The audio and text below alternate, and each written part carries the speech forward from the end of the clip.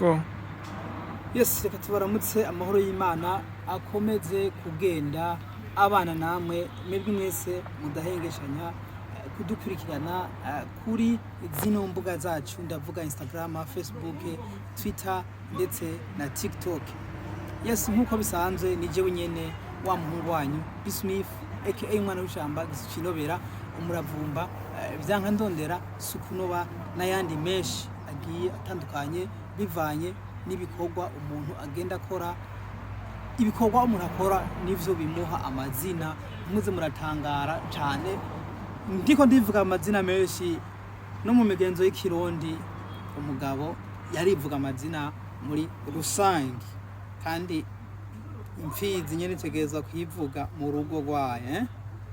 Yes, nkuko bisanzwe ndinze nza imbere ya kamera nuko mbafise byinshi canke bishasha mba nkeneye kugira ngo tugende tuyaga.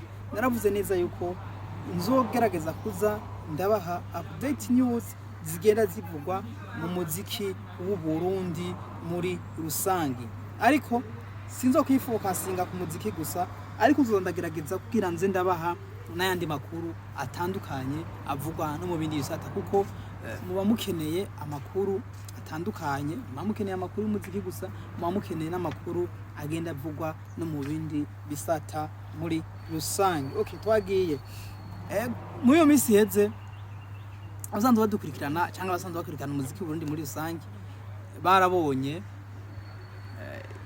ibintu mengo ni mishamirano vyadutse hagati ya manager ya D1 Iteka Music ndetse na KIRIKOU A Kili, aho inyuma yo gusohora indirimbo Rekasha remix cyangwa Rekasha kabiri baciye heze iminsi 5 indirimbo yasohotse, haci haza urwandiko ruvuga yuko umuririmbyi KIRIKOU A Kili ahawe indwi ko indirimbo atagerezwa kuzoba yikuye ku rubuga rwa YouTube, aho abantu benshi basanzwe bakurikira umuziki w'Uburundi bagiye bibaza ati none kubera iki indirimbo bayikoranye n'umuntu ari muri management yabo mugabo igasohoka indirimbo ntihagire ikintu kimwe bavuga mugabo bakaza kuronka ico bavuga haheze iminsi 5. Ni ibintu twagiye turaca hirya no hino, turabona neza yuko ibintu Iteka Music irevre yarakoze ibintu byiza ikorera umuririmbyi D1 mugabo ije kuvuga ayo majambo bica basi yibone kundi kuntu, aho benshi bacibaza ngo ni base bo bariko barakora mugabo rebo nta mabeze yokora kuko rebo isanzwe izwi sumusana bariko barakora base urumva. Rero kandi muri misi heze byari niho KIRIKOU A Kili yaciye avuga yuko indirimbo yavuye ku rubuga rwiwe wa YouTube. Ni ibintu byababaje abakunzi b'umuziki w'u Burundi mugabo abarimvye b'Uburundi n'amanavuze, ariko simba nje ngaha kugira ngo ndabatuke canke ngirene, kuko ivyo bakora babikora bibatwa buryo bwishi sino basuzugura mugabo ni vyiza yuko tuza turakeburana. Abarimvye b'Abarundi revre barakora mugabo hari ikintu nabo bataratahura ibintu vy'amabeze byo kuvuga ngo indirimbo bayikuye kuri YouTube sijya ni beze zo mu myaka iheze, kandi ni beze atakina kimwe zo zicikanye ku muziki w'u Burundi.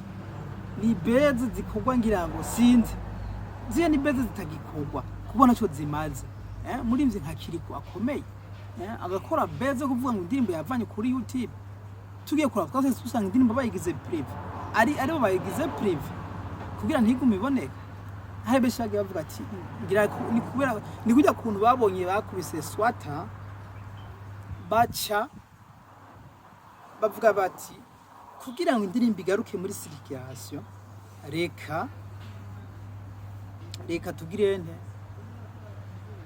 tuyigire private kugira ngo abakunzi b'umuziki w'u Burundi bapanike cyane kumva ko indirimbo yavuye kuri YouTube, hamaze twiswa tuyigarukane indirimbo icisubira trending. Niyo ni strategy mugabo nisivyo kwa dushaka twebwe, kuko ivyo ni ibintu byakogwa niyo myaka iheze ni ibintu atakintu na kimwe biza gufasha umuziki w'u Burundi. Ni ibintu ahubwo biza kwerekana yuko mindset yabo iri hasi. Sindiko nabasuzugura kuko abarimvyi b'abarundi benshi iyo uvuze ukuri barakwana, baca bakwana, bakabona neza yuko wewe woba uri umwansi wabo. Namwe muraza kuvuga uko muvyumva, kuko je sindi Imana mvuge ngo ivyo mvuga ngo kubara ukuri 100% no, ngerageza kwerekana imbono yanje uko ndabibona, namwe tuvure muri commentaire muvuge uko mubibona naho ubutaha.